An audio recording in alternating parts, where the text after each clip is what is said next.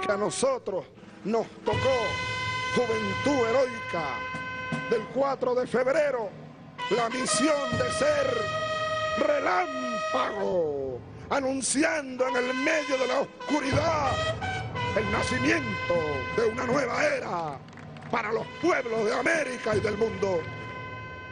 El padre del 4 de febrero se llama Simón Bolívar, ese es nuestro padre. El 4 de febrero Venezuela resucitó y Venezuela nació de nuevo entre soldados.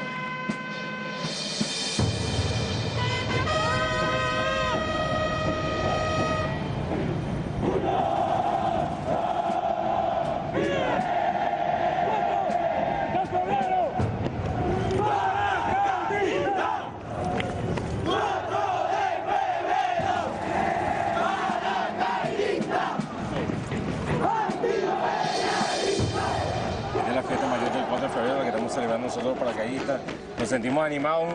¡Una bulla a los muchachos allá arriba! ¡El ánimo, el ánimo! Este es el desfile que estamos haciendo gracias a la conmemoración que se está realizando por el año 92, donde inició la revolución con nuestro comandante jefe Hugo Rafael Chávez Frías. Pero el 4 de febrero fue donde nació, volvió a nacer Venezuela, y de verdad nos sentimos bastante contentos, yo y mis compañeros, de representar al 4 de febrero hoy en este desfile. Y fue el despertar de lo que es hoy día la revolución bolivariana, de lo que es el sentimiento socialista. Era como un despertar de Venezuela, fue como una nueva época, una nueva era, algo que trajo una mejor vida para nuestro país. Esta es una fecha que no se puede olvidar. Confirmar la revolución, el inicio de la revolución y una parte más de la independencia de Venezuela. En realidad somos los hijos de Bolívar. Este mismo ejército que comandó Bolívar y nosotros somos los herederos de esa gloria. Bolívar, donde quiera que esté, está orgulloso de su ejército, de su Fuerza Armada y está aquí apoyándonos siempre, con el proceso revolucionario, con la patria socialista y con la Fuerza Armada, tanto hombres como mujeres. Somos dignos herederos de su gloria y somos representantes de este país. Y en todos lados estamos nosotros paracaidistas representando esos ideales que dejó Bolívar y el comandante en jefe.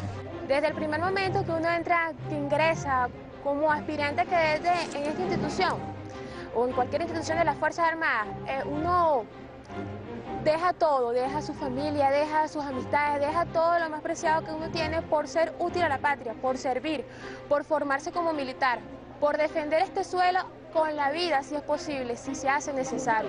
Nosotros somos la Fuerza Armada es para el pueblo. Sí, somos simplemente un servidor de nuestro pueblo, de nuestra Venezuela.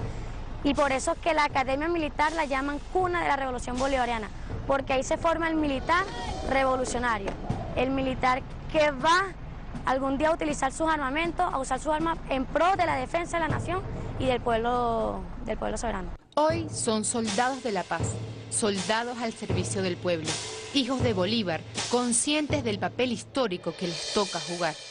Pero hasta 1998 fueron utilizados como el brazo armado de la oligarquía venezolana. Eran formados bajo la doctrina militar de seguridad nacional, un plan represivo que impuso Estados Unidos en la región para perseguir y desaparecer a los sectores populares que se opusieran a sus políticas.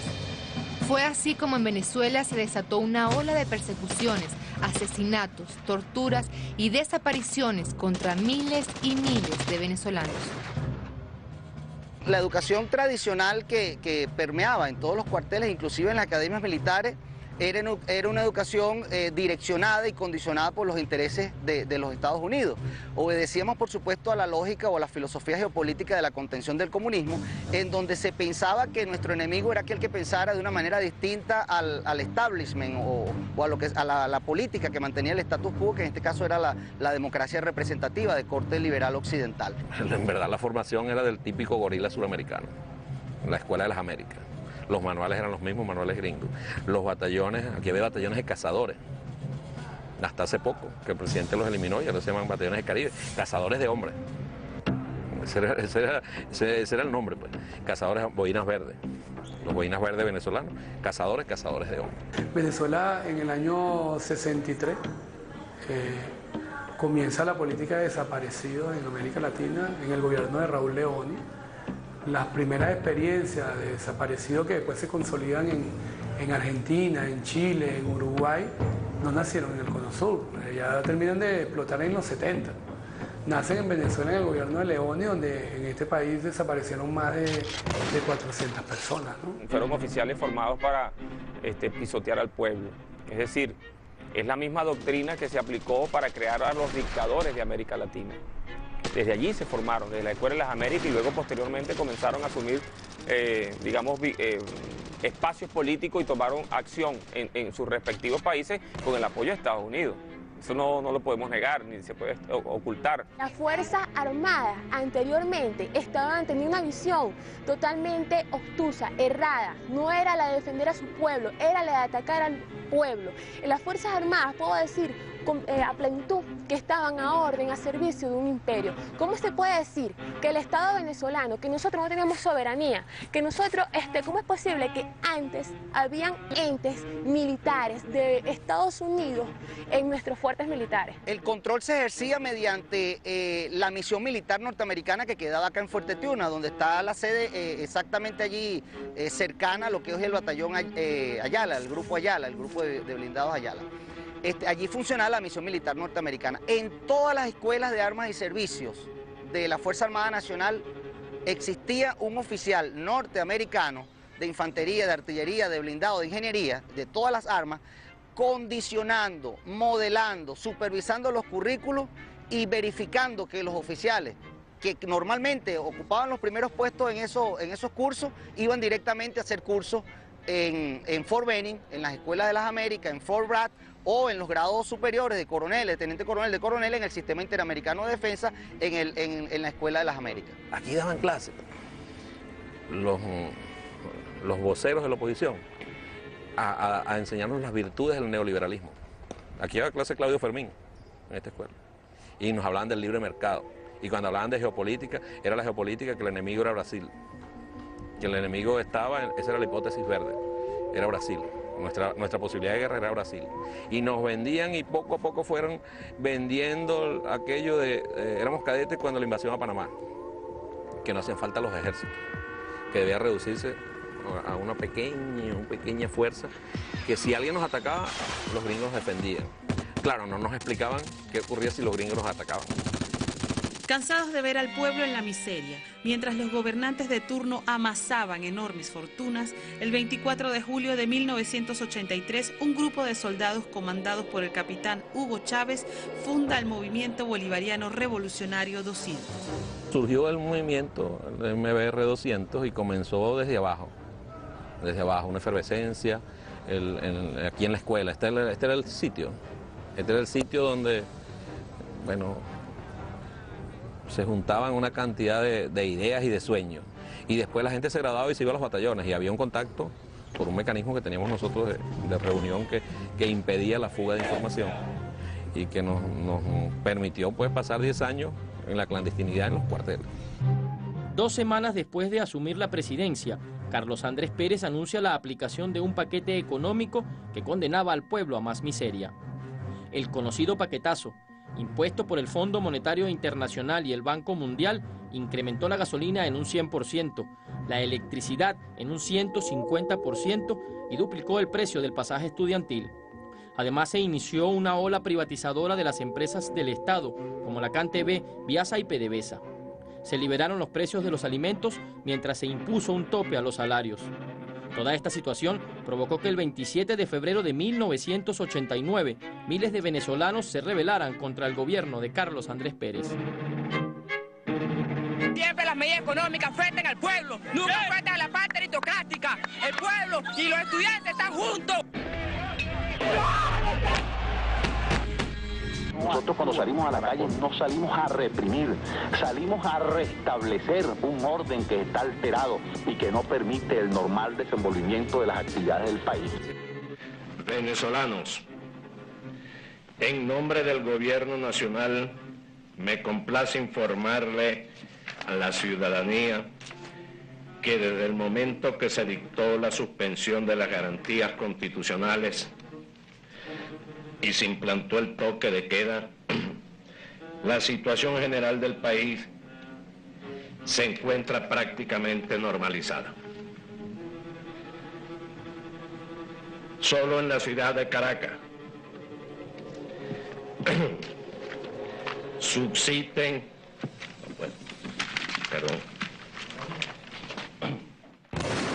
Con 10.000 soldados y 4 millones de balas, el gobierno de Carlos Andrés Pérez intentó frenar la rebelión popular.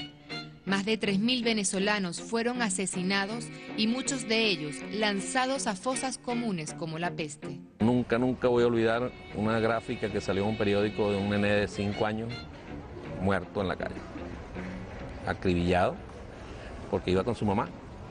Y aparentemente había dentro de todo lo que ocurrió, un negocio, rompieron los vidrios y dispararon al que estuviese atravesado. El niño así muerto al lado. Y sacaron la gráfica en aquel momento.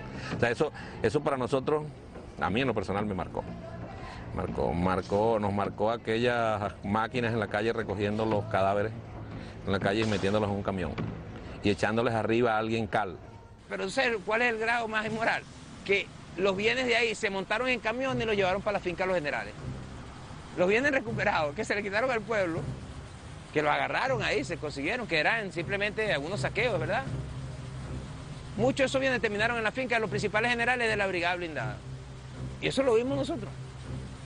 ¿Cómo no vamos a alzar? Ya el 27 de febrero hubo una especie de traición que el pueblo sintió y a la que el pueblo reaccionó. O sea, había votado por Carlos Andrés porque pensaba que Carlos Andrés era su amigo. Resulta que ese amigo de repente le tira un poco de medidas que le van a subir el precio, que ya le estaban subiendo los precios y todas las cosas, se acaparaba y el gobierno no hacía nada, y después viene y te mata porque sales a protestar. Ese es el ambiente que se veía, un ambiente desesperado, un ambiente donde la gente estaba en la calle, donde los comentarios eran terribles, donde se allanaba medios de comunicación a diestra y siniestra, donde no había absolutamente ninguna libertad de expresión. Bueno, ese era el ambiente y era evidente que Carlos Andrés Pérez no podía terminar su mandato. Eso entonces presiona todavía más hacia adentro porque de alguna manera lo que vemos nosotros ese 27 de febrero como actuación de la Fuerza Armada es una contradicción a lo que nosotros creemos que debe ser la Fuerza Armada, porque es como que tú salgas a dispararle a tu hermano, ¿no? La indignación también se profundizó en los cuarteles, especialmente entre los miembros del Movimiento Bolivariano Revolucionario 200. Yo supe de este movimiento, de su existencia, en agosto del 91. Y en agosto del 91 se acercó ahí a la estación Bellas Artes, donde yo trabajaba, y conversamos largo y me echó el cuento completo de cosas que después, contrastadas con la realidad, eran exactas. Porque yo me acuerdo, yo le dije a este compañero Ezequiel, le dije, si esto fuera cierto, ¿no? Y existiera estas corrientes dominarían el escenario político de este país por 100 años. Recuerdo que fue como la expresión que yo le di. Para 1992, Venezuela se sumergía en una profunda miseria. En el país con mayores reservas petroleras del mundo, más del 70% de la población era pobre, 60% sobrevivía hacinada en zonas de alto riesgo. Además, las familias alcanzaban a comer una sola vez al día. El 25% de los fallecimientos eran niños menores de 4 años debido a desnutrición y diarrea. El analfabetismo superaba el 8%, la deserción escolar el 50% y una corrupción desatada desde el gobierno y el alto mando militar hacía crecer el descontento en el pueblo civil y militar.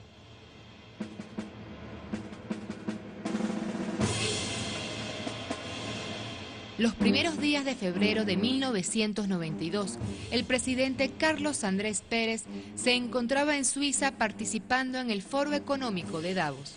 Cuando llegó, miles de militares lo esperaban con una rebelión comandada por el teniente coronel Hugo Chávez Frías, el nieto de Maysanta, el último hombre a caballo. En verdad el 4 de febrero fue una quijotada, un mar de dudas, individuales, colectivas. Yo cuando venía cruzando el Valle de Aragua, de Maracay, hacia La Victoria, en un viejo jeep militar con mis muchachos y el batallón, decía, Dios mío, no sé qué va a pasar esta noche, pero somos libres. Había que querer hacer eso. Para nosotros Eso forma parte de la quijotada, ¿no? Sabiendo, aún a sabiendas que no había mayores probabilidades de éxito, hicimos una quijotada que, bueno, que está ahorita en este momento en el tapete, porque luego se convirtió en una revolución pacífica. La opción de la rebelión surge cuando nos damos cuenta, a partir del 27 de febrero del 89, que la situación ya era insostenible y que simplemente había que hacer algo a partir de ese momento. Era tomar el poder, no era matar a nadie, era tomar el poder. Y fíjate, aquí en el ejército se logró neutralizar a la Fuerza Armada. Claro, el símbolo de poder era Carlos Andrés Pérez, era lógico. Y esa operación también fue exitosa. Lo que pasa es que Carlos Andrés Pérez, obstinado como lo conocemos, Carlos Andrés Pérez, asesino como se sabe, no se entregó, no iba a entregarse y generó ahí con otro loco que estaba desde la Casa Militar, un almirante que estaba ahí, Carratú, fueron los que empezaron a crear digamos, el impacto. En vez de estaban rodeados, no tienen fuerza con qué responder. ¿Qué hacen ellos? Simplemente esconden a Carlos Andrés Pérez. El éxito de ellos fue esconder a Carlos Andrés Pérez. Haber buscado a Carlos Andrés Pérez significaba matar a mucha gente y a soldados. La intención era capturarlo para juzgarlo. En ningún momento éramos unos bandoleros. La rebelión es contra un sistema que se convirtió en opresor de su mismo pueblo. Y yo creo que el resultado posterior en las urnas demuestra la interpretación que se hizo en ese momento histórico de la realidad del país. Todos los que hicieron el juramento del MBR 200 participaron en la rebelión militar, excepto Raúl Isaías Baduel. No, Baduel no salió porque yo creo que Baduel siempre jugó ganador. Siempre jugó ganador. Él sabe, ojalá que vea esto.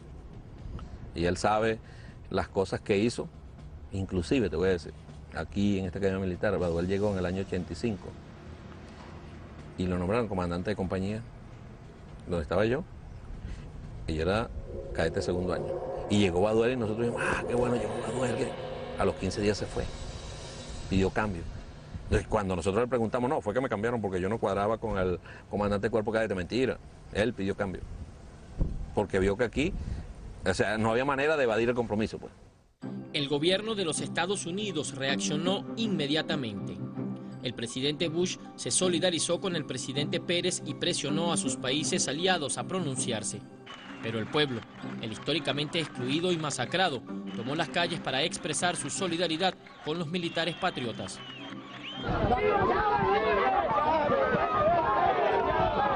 Eso Chávez es un comandante con todos sus amigos, con todos los que hicieron este país.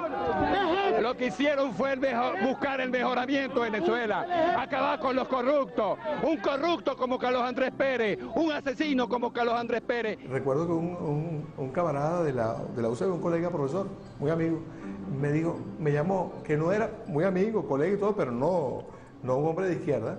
Me llamó y me dijo, mira, la pegaste. ¿Por qué? ¿Qué pasó? Chico, tumbaron a Carlos Andrés Pérez, te tomaba la casona. Me decía él, me llamó para decirme en ese momento, tú como que estabas dateado. Me decía, y yo no estaba dateado. Primero que nada, quiero dar buenos días a todo el pueblo de Venezuela.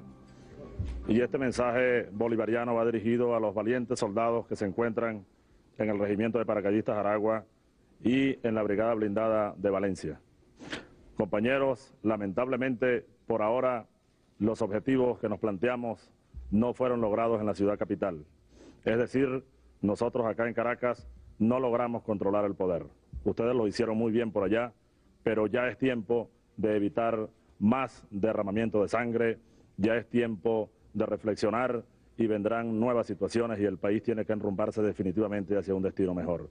Así que oigan mi palabra, oigan al comandante Chávez que les lanza este mensaje para que por favor reflexionen y depongan las armas, porque ya en verdad los objetivos que nos hemos trazado a nivel nacional es imposible que los logremos. Compañeros, oigan este mensaje solidario, les agradezco su lealtad, les agradezco su valentía, su desprendimiento, y yo ante el país y ante ustedes asumo la responsabilidad de este movimiento militar bolivariano.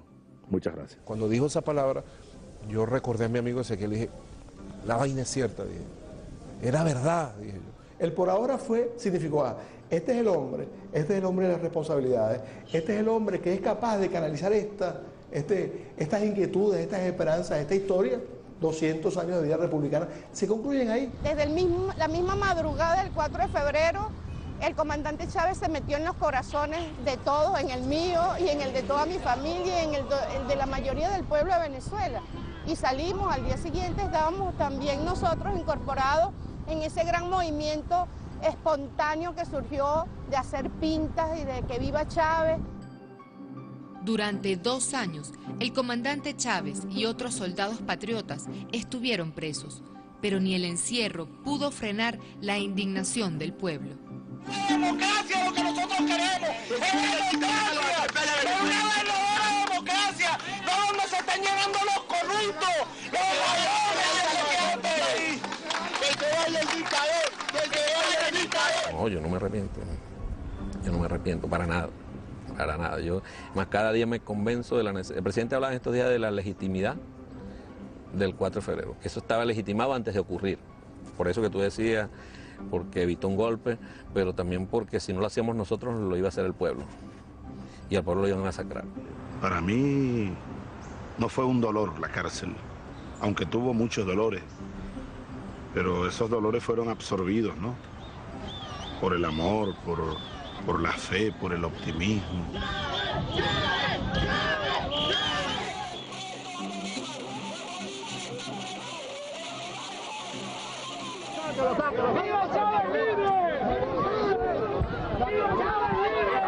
A pesar de estar en esa cárcel de Yare, una cárcel de presos comunes, él estuviera preso. Realmente su cabeza estaba en la calle y estaba muy bien en la calle, en el sentido conectado con el sentir popular que iba levantando como un tsunami, ¿no? Iba levantando una fuerza gigantesca que en buena medida en ese momento solo la captaba él. Yo lo que siento es que siempre hubo un pueblo crítico y valiente además, ¿no? Yo recuerdo varias tomas, ayer estaba viendo una de los guardias, los militares estaban peinando toda la parte de cuando iban a pasar a Chávez desde Cuartel San Carlos a Yare. Bueno, ellos peinaron así con peinillas toda la zona, ¿no? Y la gente caminaba, la gente no salió corriendo, o sea, los tipos así y ellos caminando y de una ventana le decían, ¿qué miedo le tienen al pueblo? Estando presos contra nuestra familia, se ensañaron. Nos allanaban la casa a la 1 de la mañana, a las 2 de la mañana, estando nosotros presos. La pared, tumbaban las paredes de las casas. Los carros se los robaban. Era una persecución y no había a quién decirle. Bueno, nuestras esposas, pero bueno, que les tocó vivir una cosa y nuestros familiares fuertes eran como almas en pena, ¿no? Fueron a la fiscalía, nuestras esposas, a reclamar porque armamos nosotros una rebelión interna y nos quitaron la visita. Estaba, lo digo con nombre y apellido, porque aquí no hay... Este periodista se llama Sergio Novelli, era reportero de RCTV en ese momento. Estaba ahí cubriendo otra noticia. Y mi esposa se acerca y le dice, mire, ¿por qué usted no nos entrevista a nosotros? Para que esto salga. No, nosotros tenemos prohibido cubrir esa pauta. A pesar de las estrategias mediáticas para satanizar o desaparecer al comandante Chávez, eran miles los que iban a visitarlo a la cárcel. En la comisión a veces iba Dina Bastida, a veces iba, creo que el padre Gasso fue alguna vez a visitar al comandante Chávez, pero el que iba sistemáticamente a visitarlo era Jorge Giordani, que fungía ya y de hecho estaba trabajando seriamente en eso, en ser el tutor de la tesis de grado de maestría en estudios políticos del presidente Chávez. Comenzó este vínculo con el comandante Chávez. Yo ya después fui regularmente a Yare, casi todas las semanas conversábamos un poco tratando de ayudarlo en la tesis que él estaba desarrollando del proyecto nacional a partir del árbol de las 3 raíces, bueno, Zamora, Simón Rodríguez, Simón Bolívar. Eran miles de personas que se apostaban allá a las afueras de Yare, que querían conocer a Chávez. Mire, era impresionante, les llevaban comida, ropa, regalos, cualquier detalle, cualquier cosa que pudieran ellos hacerles ver al comandante Chávez el agradecimiento por su acción heroica. Mira, yo creo que cada llamado que él hacía, la gente respondía, ¿no? Vamos a Cazolí, vamos a salir con los llaveros, salimos con los llaveros. Cada día que pasara algo y que pasaran cosas distintas, ahora vamos a hacer tal cosa, vamos a hacer... O sea, él estaba como dirigiendo un ejército de civiles sin armas, desde la cárcel dirigiendo a los civiles, ¿no? Y todos vamos a hacer esto, y la gente lo hacía entusiasmada, no era que estaban cumpliendo órdenes. El presidente Chávez nunca estuvo preso porque su espíritu era más libre que nunca y estaba acompañado de millones. O sea, Chávez allí se hizo y se constituyó en la esperanza del pueblo.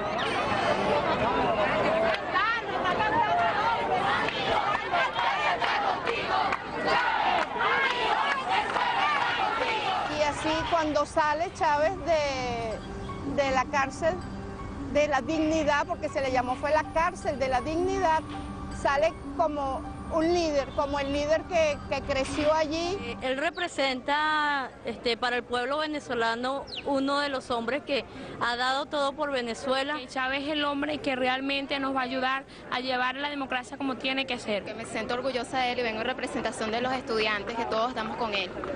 ¿Y usted, señora, por qué vino? Yo vine porque estoy desde el 4 de febrero en Miraflores, allá tú estás luchando y seguiré luchando con el comandante y todos los patriotas. Todos nosotros los venezolanos nos sentimos orgullosos de tener un hombre como él, pues valiente, decidido. A rendirle honores al comandante Hugo Chávez Frías, porque se lo merece, porque es el hombre que estamos esperando para que transforme nuestra patria.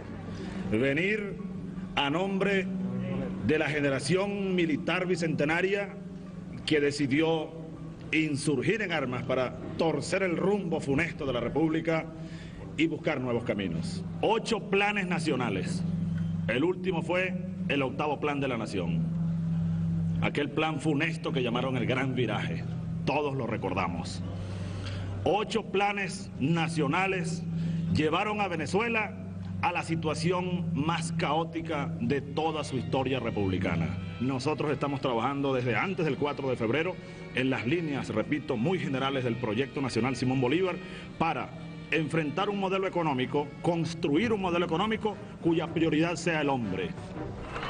Desde el 26 de marzo del año 94, que salió a la calle. La esperanza está en la calle, fue la consigna. Sobre eso hay un documento central también que escribió el comandante Chávez. Luego, bueno, los primeros 100 días del huracán bolivariano, y luego la construcción y la articulación con movimientos sociales, movimientos políticos. La construcción del movimiento bolivariano, revolucionario 200 en la calle. Luego la propuesta en el año 95, cuando hubo las elecciones de gobernadores y alcaldes, y la propuesta de Chávez fue, por ahora, por ninguno. La historia empezó a salir otra vez, ¿no? Se empezó a volver a hablar de Zamora, de Bolívar, o sea, hubo como una especie de revolvimiento de la psiquis del ser humano venezolano de ese tiempo, y era muy emocionante, o sea, cada día que uno vivía en las calles sentía que estaba en algo que iba para algún lado, ¿no? Nosotros logramos montar un camión, que lo llamaban algunos el motorhome de Chávez. Era un remolque, un camión, que se había puesto una imagen del comandante Chávez, ¿sabes? Con su boina y su pullover que cargaba en esa época, y con ahí se movía todo. Ahí iba el comandante adentro, arrastrado por un chuto, iba el comandante, los equipos de comunicaciones, ahí había todo, la propaganda iba ahí. Bueno, eso se lo quemaron. O sea, y era la DIGEPOL, nosotros sabíamos que, bueno, la DICIP en ese momento, era la DICIP que tenía una actitud sistemática. Chávez estuvo en la calle siempre, en contacto directo con la población, recorriendo el país y articulando una propuesta política para el país. Él construyó la fuerza, el proyecto y el liderazgo en la calle, nadando contra la corriente, con la represión encima y apagado por los medios de comunicación social. Había un silencio absoluto sobre Chávez. Él rompió con esa dictadura mediática desde abajo, con su propia voz y con la voz del pueblo. Inclusive me acuerdo una vez que una señora, ya cuando Chávez había salido a prisión, todos los 4 de febrero en la Plaza Caracas había un acto, ¿no? Y una señora me pasó un papelito para que Chávez lo firmara. y cuando me da el papelito, o cuando yo le devuelvo el papelito firmado, ya no me acuerdo, me dice, ese es el próximo presidente, ¿no? Y yo recuerdo que yo la vi así como con un poquito de conmiseración, ¿no? Y nunca me he arrepentido más de una reacción, porque tenía razón. El 6 de diciembre de 1998, el comandante Chávez gana la presidencia de la República con más de 56% de apoyo nacional. Hoy podemos decir, con el espíritu lleno de tranquilidad, con la conciencia llena también de tranquilidad, todo se ha consumado. Pasó lo que tenía que pasar. No podía pasar otra cosa en Venezuela hoy, 6 de diciembre de 1998. Desde ese momento se dieron los primeros pasos para concretar el proyecto nacional Simón Bolívar. La primera promesa que cumplió el presidente Chávez fue convocar una Asamblea Nacional Constituyente para que el pueblo venezolano protagonizara y participara por primera vez en la historia en la redacción de la nueva Carta Magna. Desde ese momento se inició la recuperación de tierras y la industria petrolera. Fueron actos de justicia social que la oligarquía no le perdonó. El 11 de abril de 2002 lo secuestraron y le dieron un golpe de Estado.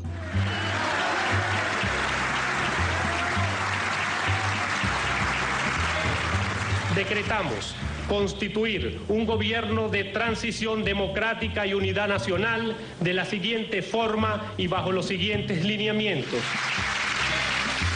Se suspende de sus cargos a los diputados principales y suplentes a la Asamblea Nacional.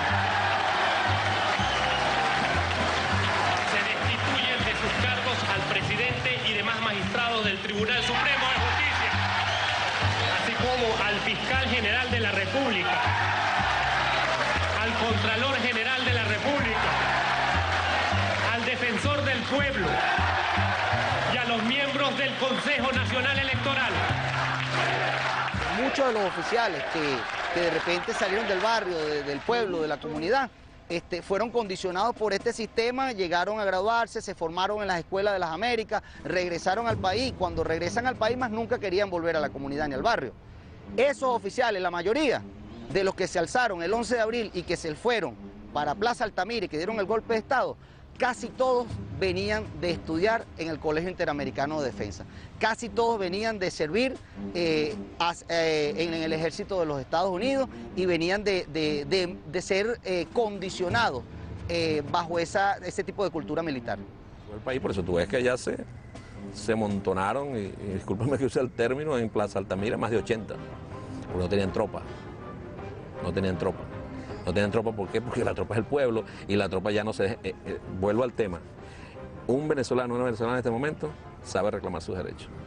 No es el venezolano o la venezolana de hace 30 años. Eso es irreversible, eso no lo va a cambiar nadie. Cuando digo reclamar sus derechos es luchar, es organizarse, es hacer planteamientos, es construir ellos su propia vida. Eso es irreversible. El hecho de haberse presentado el golpe de Estado era una carta que el imperio norteamericano tenía.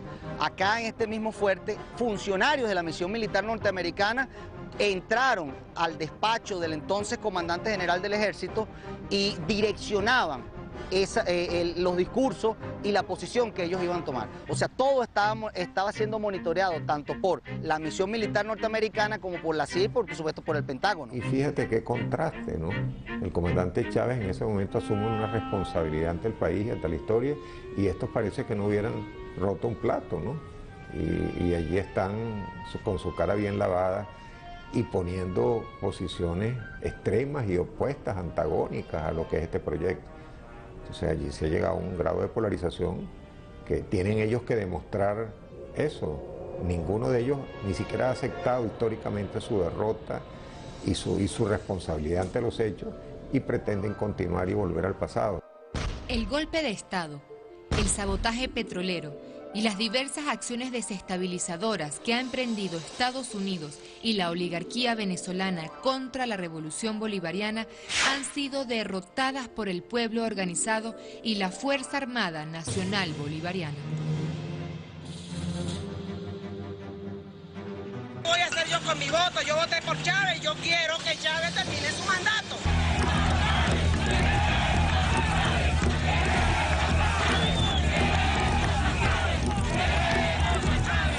Mientras la gente pensaba de que la Plaza Altamira iba a generar una ruptura dentro del establecimiento militar, fue todo lo contrario.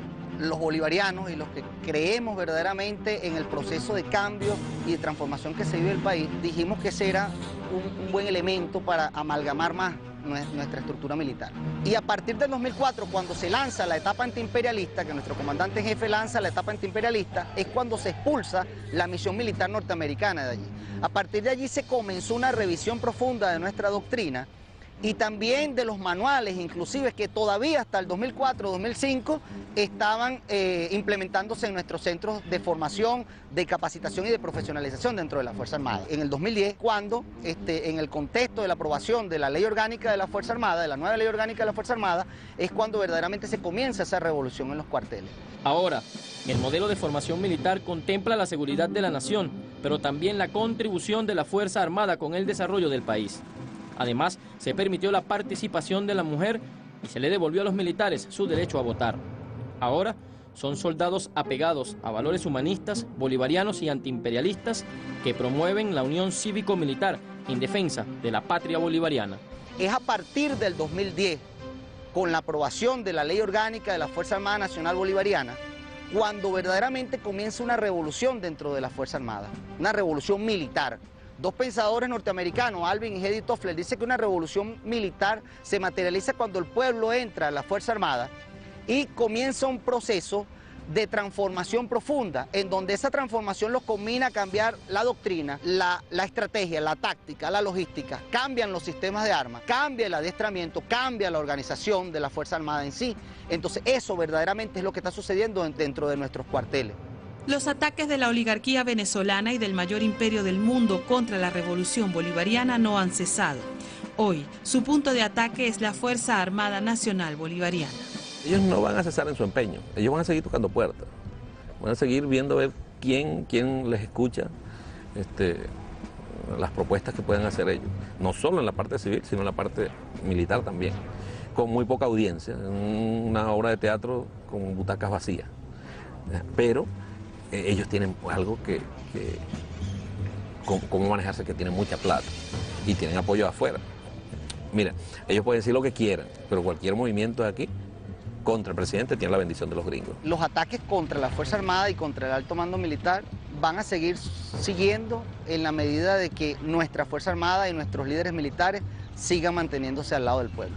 Haga lo que uno haga, si uno se mantiene al lado del pueblo, respetando ese legado que nos dejó nuestro padre el libertador Simón Bolívar, hay un sector de que va a seguir diciendo y va a seguir atacando a nuestra Fuerza Armada. El ejército bolivariano hizo historia en su tiempo, está haciendo historia hoy día y nos estamos preparando para continuar con esta historia. Y aquellas personas que no están de acuerdo simplemente con la función que tiene la Fuerza Armada Bolivariana hoy día, simplemente le hago un llamado a esas personas para que estudien, también se informen la importancia que tiene el ejército bolivariano, la importancia que tuvo el ejército bolivariano para obtener hoy día esta libertad que hoy poseemos. Los adversarios y los enemigos de Venezuela que pretendan desviar este camino que el pueblo soberano se ha dado, nos encontrarán a los hombres y mujeres del 4 de febrero de frente. La vida es una eterna lucha, ¿no? Una lucha de ideas y una lucha con armas cuando sea necesaria, ¿no? Con la crisis que tiene los Estados Unidos, esa crisis cíclica del capitalismo, y con los recursos hídricos, estratégicos y minerales y de hidrocarburos que tiene Venezuela, nosotros somos un elemento que el imperio nos tiene en la mira para poder pensar de que no es nada descabellado de que en algún día ellos se les ocurra pisar a la patria de Bolívar. Pero de ser así, aquí va a haber entonces otro Ayacucho. Tengan la seguridad de que nosotros estamos preparados para expulsar al imperio norteamericano, así como expulsamos al imperio español hace 200 años. Porque la independencia no se acaba, la independencia no terminó y la batalla del ejército no terminó en 1830, en 1821 o en 1810.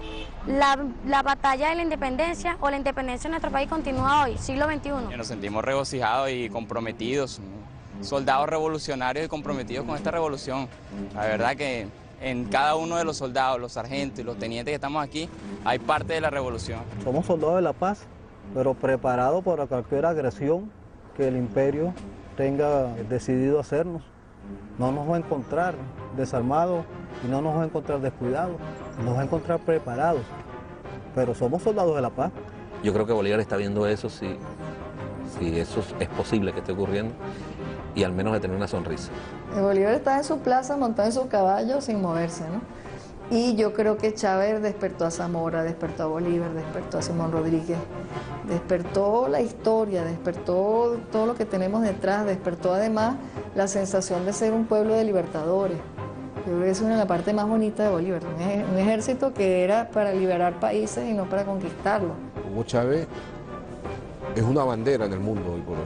Quien cree en un mundo sin imperio, quien cree en un mundo sin guerras, quien cree en un mundo de respeto del derecho internacional, de relación de cooperación y solidaridad entre los pueblos y los estados, quien cree en un mundo sin hegemonismo, cree en Chávez, ve a Chávez como la esperanza. El presidente Chávez es el símbolo de los cambios que ahora están pasando en el mundo y lo podemos ver que es verdad que existe, que hay cambios en Venezuela y ojalá que en todo el mundo va a ser igual.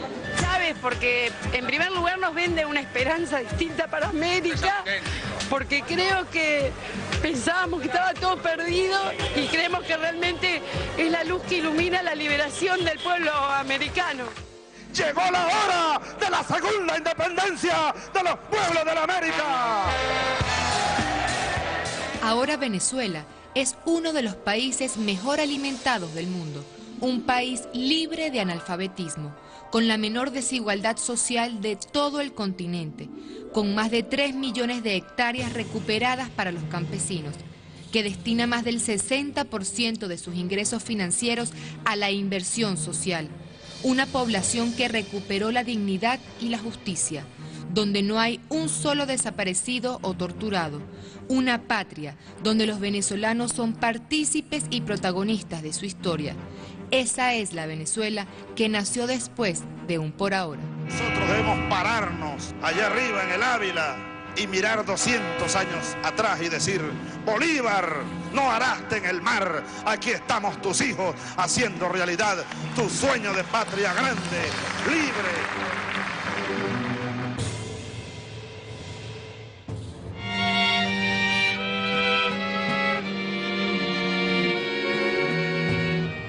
En América Latina, en el gobierno de Raúl Leoni, las primeras experiencias de desaparecidos que después se consolidan en Argentina, en Chile, en Uruguay, no nacieron en el Cono Sur, ya terminan de explotar en los 70. Nacen en Venezuela en el gobierno de Leoni, donde en este país desaparecieron más de 400 personas, ¿no? Fueron oficiales formados para pisotear al pueblo, es decir, es la misma doctrina que se aplicó para crear a los dictadores de América Latina. Desde allí se formaron, desde la Escuela de las Américas, y luego posteriormente comenzaron a asumir, espacios políticos y tomaron acción en sus respectivos países con el apoyo de Estados Unidos. Eso no lo podemos negar, ni se puede ocultar. Las Fuerzas Armadas anteriormente tenían una visión totalmente obtusa, errada. No era la de defender a su pueblo, era la de atacar al pueblo. En las Fuerzas Armadas, puedo decir a plenitud, que estaban a orden, a servicio de un imperio. ¿Cómo se puede decir que el Estado venezolano, que nosotros no teníamos soberanía, que nosotros, cómo es posible que antes habían entes militares de Estados Unidos en nuestros fuertes militares? El control se ejercía mediante la misión militar norteamericana que quedaba acá en Fuerte Tiuna, donde está la sede exactamente allí cercana a lo que es el batallón.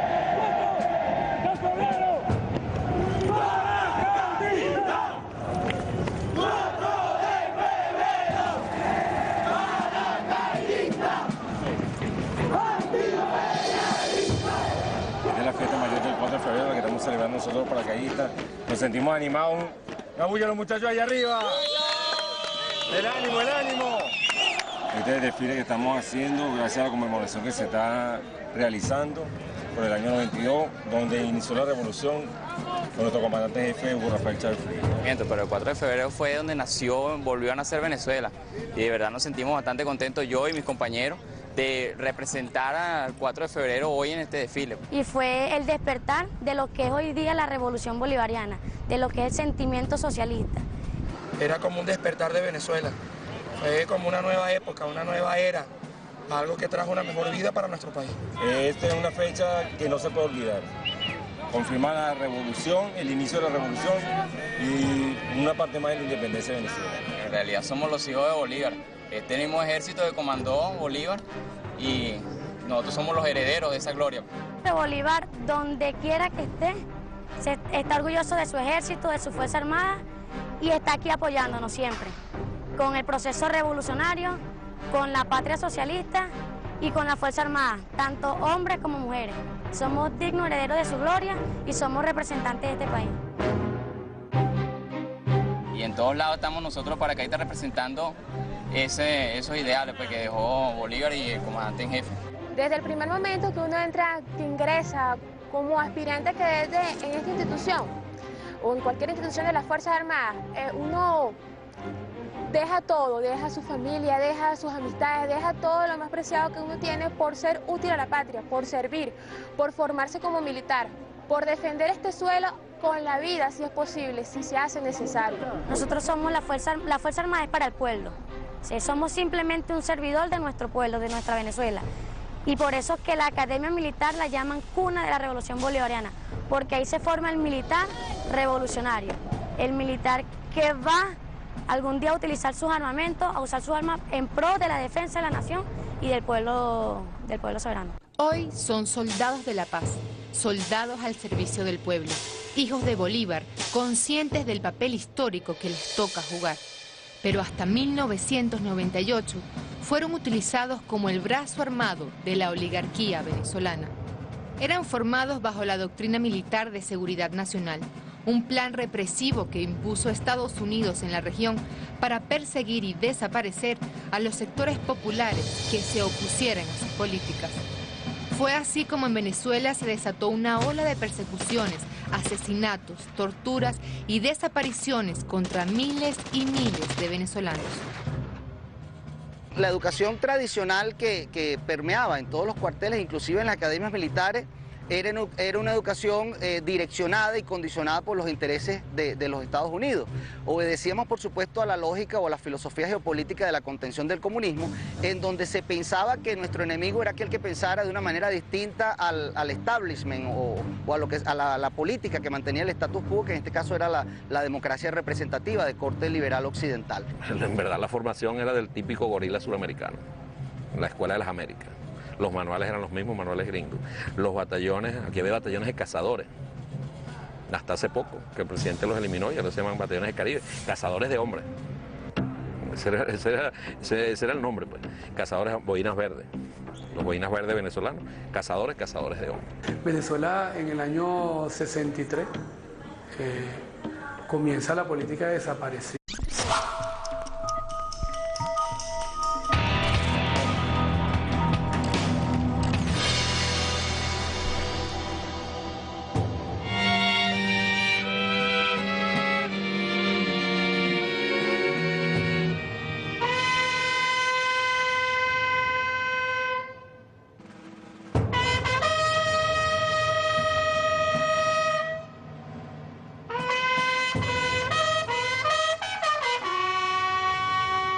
A nosotros nos tocó Juventud Heroica del 4 de febrero, la misión de ser relámpago, anunciando en el medio de la oscuridad el nacimiento de una nueva era para los pueblos de América y del mundo. El padre del 4 de febrero se llama Simón Bolívar, ese es nuestro padre. El 4 de febrero Venezuela resucitó y Venezuela nació de nuevo entre soldados